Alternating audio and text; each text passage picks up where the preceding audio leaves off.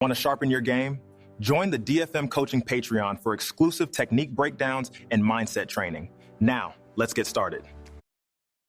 Welcome to Tapped In. My name is David Figueroa Martinez of DFM Coaching, and today we're going to be discussing being an artist in Jiu-Jitsu.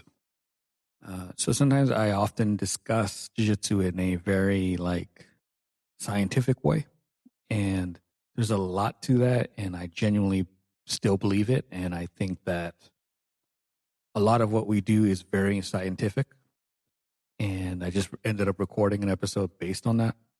But I also think that a lot of what we do is artistic, and we call it martial art, but we don't necessarily always approach it that way, specifically in grappling. I think the striking arts sometimes get a slightly different approach, and I could be wrong, but I always get this impression that there's a little bit more artistic flair to the striking arts, whether it's kung fu, karate, boxing, that maybe we don't see in grappling because we just don't. I think the layman doesn't quite understand the artistic aspect of it. In my opinion, I think that what we do is very artistic, and if we can understand it in the elements of art, we understand the approach a bit better. While yes, there are A, B, this happens, that happens, this happens, this happens, and it's very scientific in that sense and very clinical and specific. But there's a ton of interpretation. There's a ton of different approaches. There's a ton of different mediums.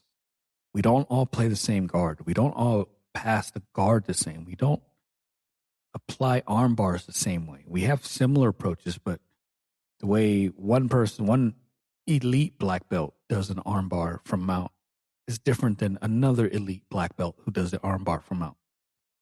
And I think that if we can get away from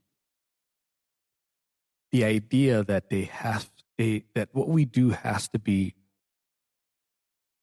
perfect, it has to be done by this way because this elite superstar athlete does it that way, and this elite coach says it. This is the way we do arm bars. And we can kind of get away from that. You start looking at the art with a more curious approach. When you're coming up, I used to draw a lot. And when I drew, it was more copying what I saw. I would see a comic card or a comic book, and I would see a panel that it just spoke to me. So I would draw that, and I would try to mimic it as much as possible. And then after you get really good at mimicking the art that you really love, or the artist, or the model. Let's say I love drawing Wolverine, Spider-Man, Venom. And then you start kind of I want to draw some other stuff. Maybe I want to draw these characters in poses that I hadn't seen before. Maybe I want to draw my own comic book characters. So anytime that you start a new art, you mimic certain people that you like because it's a little easier to mimic than it is to create. I'm not dogging that at all. We all do it. For me, the gentleman that I mimicked quite a bit early on was Marcelo Garcia. Similar body types, similar approaches. So I mimicked his butterfly game. I mimicked his X-guard game. I mimicked certain aspects of his guard passing or his approach. Again, similar body types. So I took someone that I genuinely thought looked similar to me in body type. And if it's working for him, it can work for me. So then I started mimicking it. But my game now doesn't really look like Marcelo's game. My game now is Marcelo, for example. I remember, and don't quote me, but I'm almost 1,000% sure he said this at one point, that the Kimura is a big man's game or a strong man's game, something around those lines. And I remember hearing it, and I'm like, oh, well, it's working for me. I'm not a big guy. I'm not a super strong guy. So then I started learning Kimuras, and I started learning them in a very technical way, where I didn't need to be the biggest guy in the room to finish it, where I didn't need to be the biggest guy in the room to equate it to something else and finish that route. So now when I look at my game, and if I compare it to Marcelo's, and again, this isn't apples to apples, that's an elite, that's the GOAT in my opinion. My game and his game don't look all that familiar. Like I have a heavy Kimura game now. I don't play traditional X guard as much. It's something I hop in and out of. I don't play single leg X at all, but I play a ton of butterfly. A ton of butterfly. So early on, what I was doing was mimicking his art, his version of it, because I respected it and I loved it so much. And then I started creating my own art. There are no two games that are identical. I think I've said this before. There just aren't. Even if you have a coach who you look up to and aspire to be, maybe you love their game. Your game and their game was never going to be the same. Never. I have people at the gym who do certain aspects of my game really well, but then they have their own identities and they're painting their own pictures and they're approaching jiu-jitsu from their own lens and their own interests and their own body types. And they're painting or sculpting or writing music in a way that is familiar to them and identifies with them specifically. That's where I want us to start getting and start understanding that element. And then when you start to get kind of good, you start to improvise. I used to just draw random shit sometimes. I had gotten good at drawing little cartoon characters, and I could draw them in random ways. I didn't have to play it off of a guide or a panel from a comic that I had seen. I can draw them a little differently. I'm not a great drawer now. I used to be a lot better. But that's the next phase of once you start to mimic someone, you start to do your own, and you have your own fingerprint in the art. And then you start improvising. And the improvising, that's the fun part. That's the part where you watch. There was a podcast on Simon Sinek. He just released it this week. I don't remember the guy's name, but he's a pianist. And he was talking to him about how he does his shows, and he gets the crowd involved, and he gets them to sing certain tones, even without them knowing anything about singing, but he gets them to do it, and then they become real integral in the show. And he was just talking about music and how the tone and this pattern with that pattern gives you a impression of arriving and departing. And then he did this riff, and there was a specific tone that you equated to being home. And then he did a bunch of keys, and he came back home, and he described how that felt. That's the kind of like improvisation that kind of happens when you get really good at something. You can just fuck around and it sounds great. You can sit down at an easel and be like, I'm just going to start painting whatever comes to me.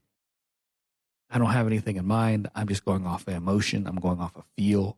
I'm going off of what is occurring within my heart or mind right now. And it just comes out a certain way. When you get good at jiu-jitsu, there's a lot of rounds where I'm not thinking necessarily about what I'm doing. I'm just improvising. I've gotten so good at body mechanics within my own body where I can understand he's doing this. I could put my leg here. Okay, now I could lift my hip and turn. I could trap the arm here.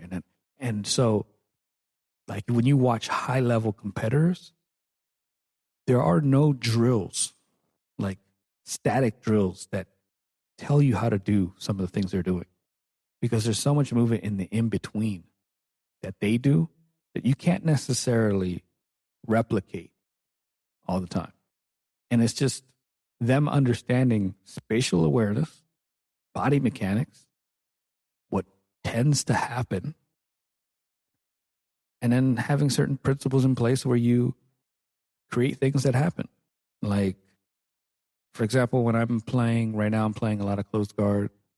I'm teaching 2-on-1, and I'm teaching swimming to the inside of both arms to make them like put their hands on the mat so you can do like Kimuras and arm bars, Kimuras and omoplata.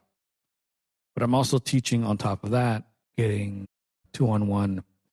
And if you make them touch on the other side, you win. If they pull back, then you start swimming under. So then compiling the two, there's an aspect of that where I'm playing when I'm actually rolling, where I'm not worried about the rules of me doing one or the other. They're blended into one thing. I start painting a certain picture, and then the paint dries a certain way, and maybe the lighting in the room gives me an inspiration for something else, and I apply that, and then I swim underneath, and then I go 2-on-1, and then because they responded a certain way, I understand what's coming next immediately. It's not even thought. So now I'm starting to swim underneath, and we're going on plata. And then they defend a certain way, and if they roll, I roll with them. I come up, wrist lock. If I come up, I fail the wrist lock. They put the hand in, I go Kimura. It's fluid. I don't have a thought in my head that says, I'm going to do this, this, and this. There's a lot of muscle memory. I grant you that. But there's a lot of positions where I'm in a weird spot and I didn't even think about it. It was just, this feels right. So this is what I'm going to improvise into.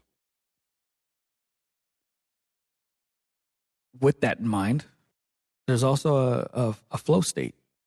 There's a state where you don't really think about the answers.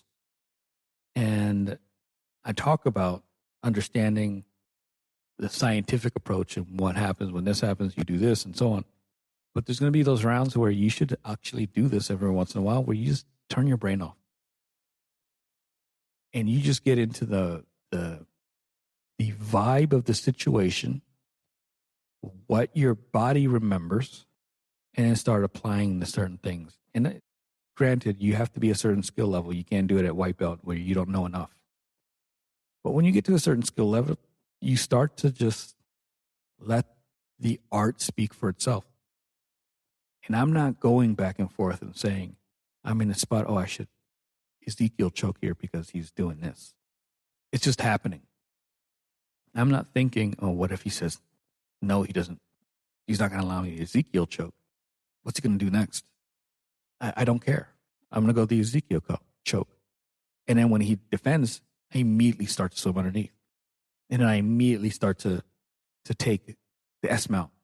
So there's certain positions where I have this really intense flow state. S mount is one, sometimes half guard and close guard. And it's just this state of where I'm not worried about anything, and yes, things can go horribly wrong. But I'm comfortable. S mount is one that I just start moving in, and when people defend the armbar, I start doing things right away. And then I start getting really creative. And there's times when I just say, okay, so what if I just take the arm away? And I'm not thinking take the arm away necessarily. I'm just going to take this away. There's no thought. It's just, I take the arm away. The defending arm, I take it away, or I push it away, or I pull it all the way towards me, or I do some random shit, and I just try to see what occurs. Those moments are beautiful. It's like painting with not thinking about what it's going to be like, what it's going to turn into.